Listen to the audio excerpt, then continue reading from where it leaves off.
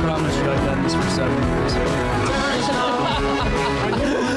Welcome back to our daily show on this Thursday morning. And no, I did not just forget what day of the week it was. We're getting through this together. Dr. Meghan Hill is the superintendent of the St. Louis Language Immersion School. March 2nd through the 8th is National Foreign Language Week. And really no better time to talk about this and no better person to talk about this than with you. How are you doing this morning? I'm doing great. Thanks for having me. Well, there's so many benefits, I would assume, Meghan, and just from my experience with this, of knowing and learning a second language, better career options, brain function improvements, and all these really great connection points. And, right off the bat, as we are celebrating National Foreign Language Week, what are your thoughts just with your role? And then what's the best way to recognize it? Sure. So again, thanks for having me. Excited to be here. I'm the superintendent of the St. Louis Language Immersion School. And as we celebrate National Foreign Language Week, we want to celebrate our learners at SLLIS. We're a public charter school, pre-K through 8th grade. We have 3 language immersion programs in French, Spanish, and Chinese. And our students are learning every day in a dual language structure. How to become bilingual and biliterate in those languages. So we are definitely the right folks to talk to as we celebrate this exciting time of year. And as you said, our mission is to make sure that our students emerge bilingual, biliterate. We serve students in the city of St. Louis, a really diverse student population. We have staff from 18 different countries who are bilingual teachers in our classrooms every day working with our kids. And so we're celebrating them too. And really the international focus that our school brings to the city of St. Louis and offers as an excellent academic choice for families. Well, and Meghan too, or Dr. Hill, what have you seen in your role just as superintendent, as the students develop and really just the culture that's been created at SLLIS? Sure. So I think first and foremost, the second language learning, seeing students and I'm in classrooms a lot of times throughout the week, seeing students interact with their teachers in our target languages, seeing our teachers work really hard to implement our dual language model to support students in their learning and to make sure they're successful. And I think one of the most exciting things when you have a staff in St. Louis City in a public charter school from 18 different countries is the cultural exchange and the international awareness that this really brings to our learners in our school. We could take the Spanish program, for example. We have staff from multiple places in the world serving kids in that program. And so, in one year, a student might have a teacher who's from Mexico, the next year, a teacher from Puerto Rico, the next year from Colombia. And so they're really getting not just the Spanish language, but a lot of input in terms of cultural awareness, learning about the traditions and the culture that their teacher celebrates with them every day.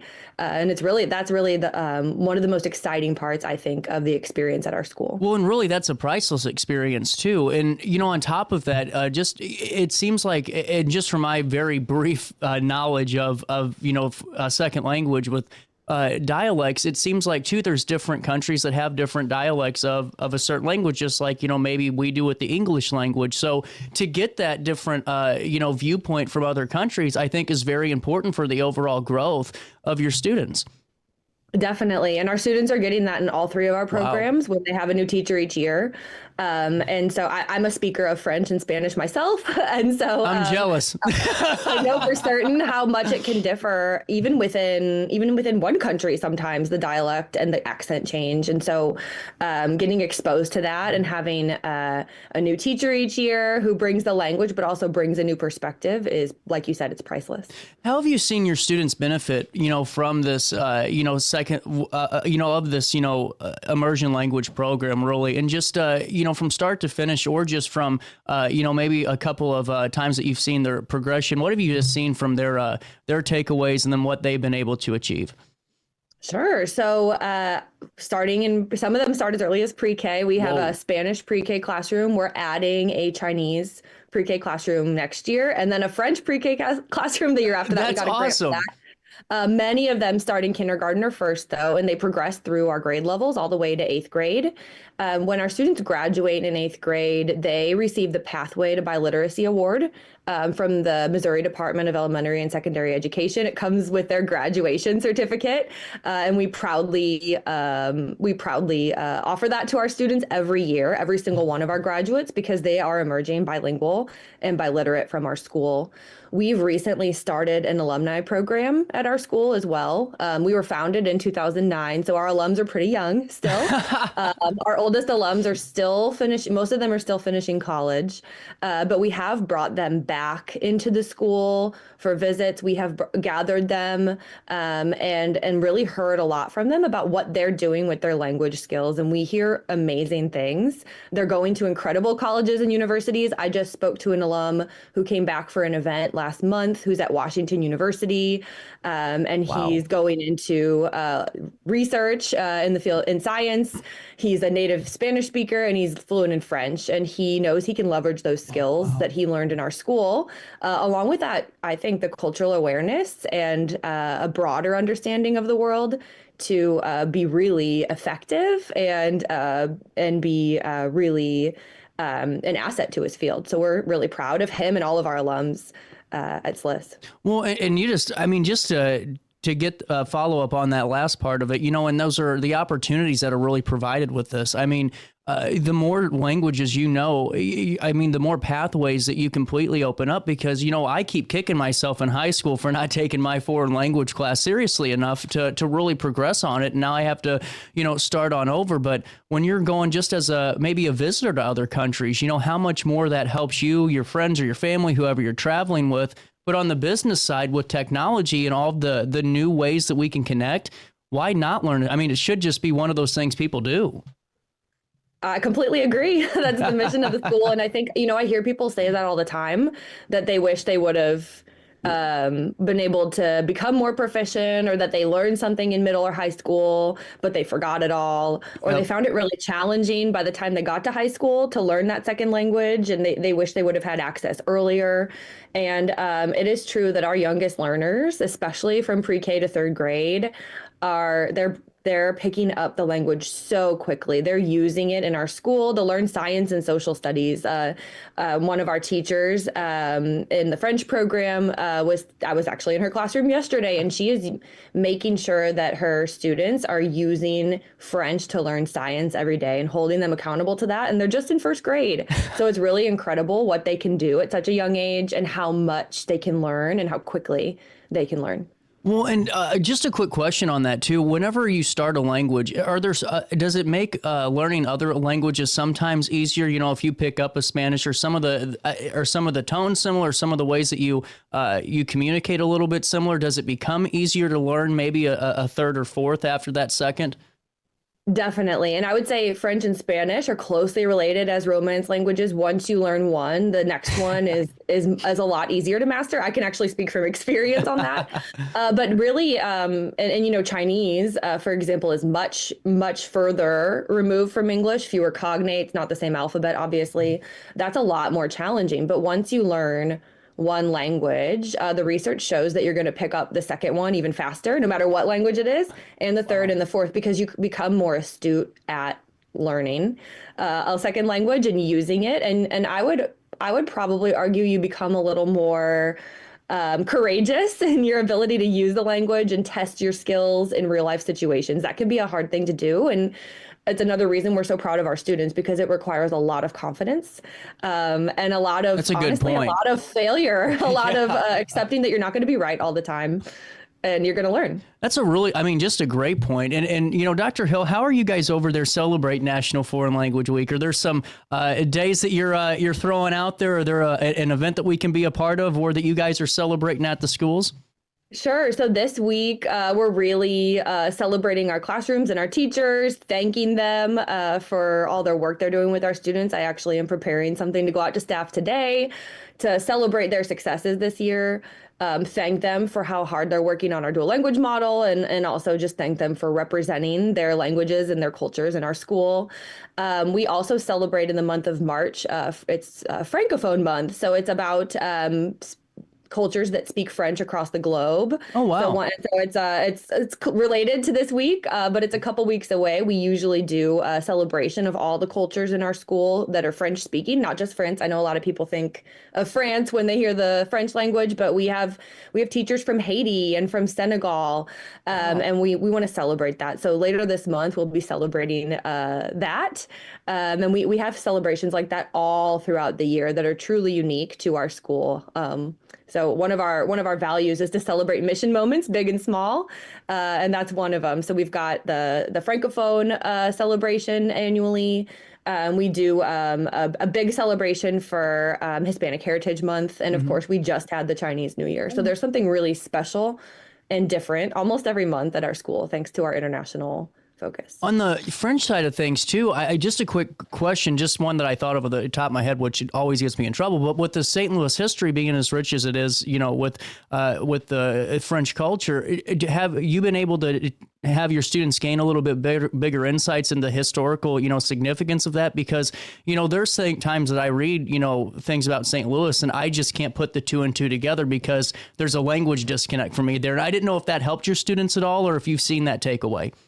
Sure, we've supported our students in learning about that throughout over the years and connecting with local resources.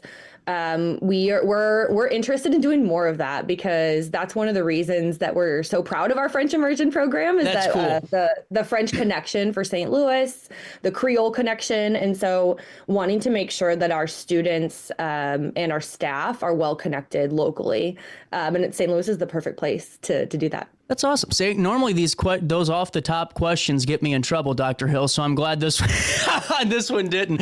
But as we're just keeping this conversation going and coming to a close here in a few minutes, what would you like the region to know about SLLIS, and how do you guys obtain your funding? Because I know that that's always a challenge in in education for private schools. I don't know how that works for charter or what the that difference is, but I'd be more than curious to hear about that.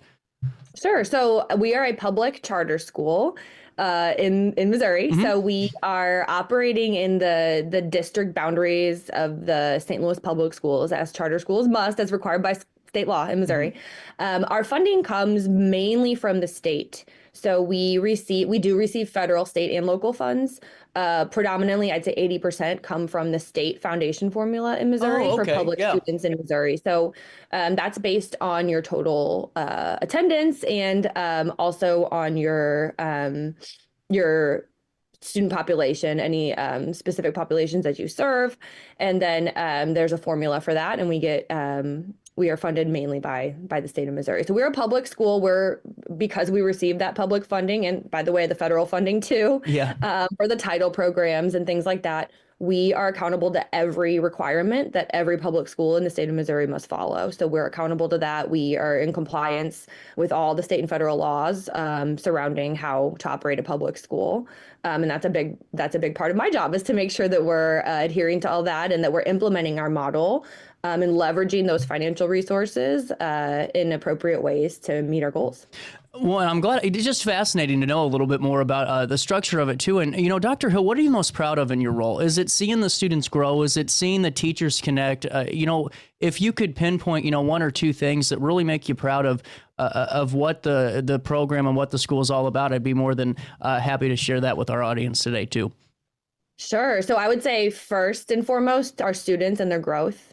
Our students have grown an incredible amount in reading specifically this year. That's awesome. We're performing in our reading growth better than 95% of schools in the country in terms of Wow. how quickly our students are progressing in reading.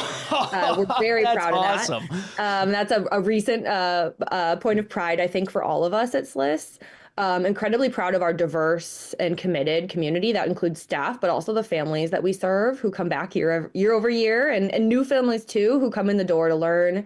And then I think the last thing I would say is we're really proud to be located in the city of St. Louis. We're actually right next to Energizer Park in the City Commons neighborhood, and we are extremely proud to bring an international focus to our city, to bring staff from all over the world, and to be a hub for global language learning in our city. And what have there been conversations? We just talked about a tiny bit about what you'd like to do with future programs. What are the goals if you had to share, if you could share a little bit with us, what SLLIS would like to do, to increase their impact, not only in the city, but maybe even a blueprint model and a model just for other, charters and other locations to follow? Sure. That's a great question. I think right now we have a 5-year strategic plan. We're actually about to write a new one. We're in year 4. So Wow. we're gearing up for that. That strategic plan has had a very strong academic focus. And making sure that our students are growing. Our most recent data show that we're doing a really good job with that. We also have a heavy early childhood focus in our current strategic plan. Hence the addition of the pre-K classrooms, and we've sort of moved with the state of Missouri in terms of funding that we can actually access for pre-K programs. So we're thrilled to be able to launch those classrooms and start our language learners even earlier. That's been a big focus of our strategic plan. And then we also have a middle school program that we've been focusing on a lot in the past 5 years, and making sure that our middle school program is a strong and rigorous extension of the language learning that happens in pre-K to 5. So those have been our really what we've been strongly focused on in the past 4 or 5 years. Looking ahead to our next strategic plan, I think continuing to strengthen those programs, continuing to raise awareness. One of our goals has also been raising awareness about our school. Mm-hmm. Opportunities like this are great because you're doing a great job. I was about ready to say you're off to a good start. Thank you. But marketing for one, to make sure people know who are eligible, know they can enroll, but also the community should know that we're here and what we do and how unique our model is. And so we want to make those connections with community partners and with organizations across St. Louis City and County and the metro area in general to make sure that people know we're here and that we want to connect and that we have an international hub right down the street. So well, and that brings me to my final point, crystal ball moment there for you, Dr. Hill. How can we get involved? How can, listeners or viewers on this show that are watching, in St. Charles or in the city or wherever they're tuning in from today, or even over here, how can we get involved? How can we partner up and just keep shining a spotlight on this? That is a great question. Thanks for asking. I got 2 good questions in a row, Dr. Hill. How about that? I would say first, the first way to get involved is just stay tuned and keep follow us on social media, check out our website, take a look at what's going on in our school, and celebrate with us a little bit. We would love to have community volunteers. We have a volunteer program. You can actually complete a form on our website if you'd like to volunteer in our school. Wow. Community partnerships are huge. Other nonprofits, we have a few key community partners we work with every day. We'd love to have more. We're always looking for real world experiences, field trips, connections for our students at every grade level. And so any opportunity there is something we'd love to explore too. We want to make sure our students can get out of the doors of the school, be in the community, and connect with language and other cultural resources that the St. Louis area has to offer. So all those are great ways to connect with us. Absolutely. And Dr. Hill, thank you so much for stopping by. You're more than welcome back anytime to fill us in on more of the great work SLLIS is doing. I think it's incredible. And thank you so much for showcasing National Foreign Language Week with us right here in downtown Alton today. Thank you so much for having me. Oh, no problem. We'll link everything in an article on RiverBender.com and take a quick break on this Thursday morning. Now that I know what day of the week it is, more Daily Show right after this in the heart of the 618.